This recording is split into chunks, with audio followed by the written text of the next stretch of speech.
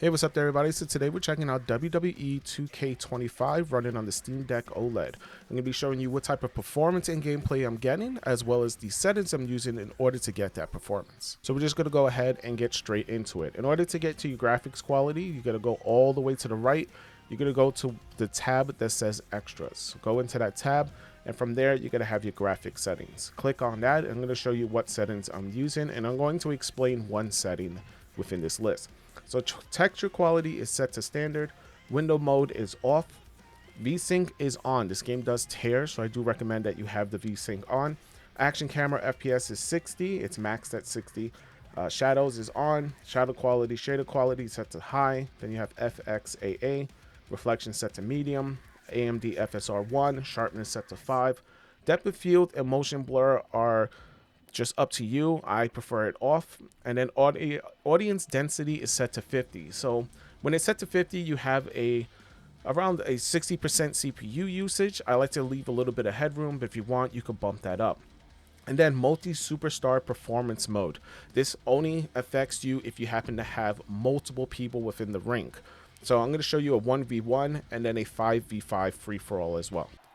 Now, before we get into it, I just want to mention that the cutscenes or the intros for these characters are all capped at 30 FPS. So if you see that and you're wondering why that's happening, that's just how it is. Now, in this situation right here, this is probably going to be one of your more common situations. It's a 1v1. As you see here in the top left-hand corner, you're going to have a capped 60 FPS and pretty much a stable 60 FPS at that the entire time you are wrestling. You may see it dip to 57 on the lowest, but that's really rare. And overall, the game does handle extremely well on the Steam Deck, and I've had no issues with this whatsoever.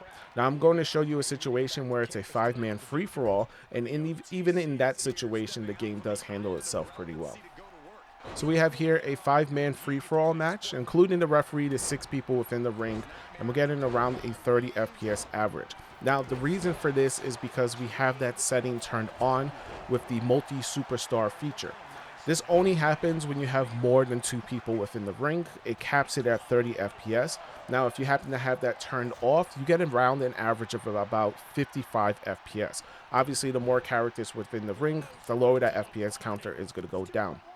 I recommend that you actually turn that off. I had it turned on for some reason and didn't realize that I had it ticked when recording.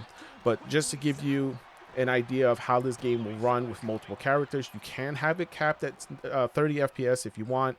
Turn that off and you'll get around 55 to 60 FPS as well, even with the 5-man free-for-all. So that's pretty much it for this video. Thank you so much for watching. This was WWE 2K25 running on the Steam Deck OLED. The best way to support me is to just like the video, subscribe to the channel, and if you happen to have any questions, let me know in the comment section down below.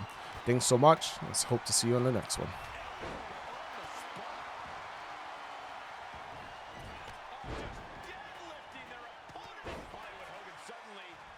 Somewhat down to size right there. You can tell Cody was zeroed in on his opponent. That was just wrong. You should be a better person than that. Spin kick to the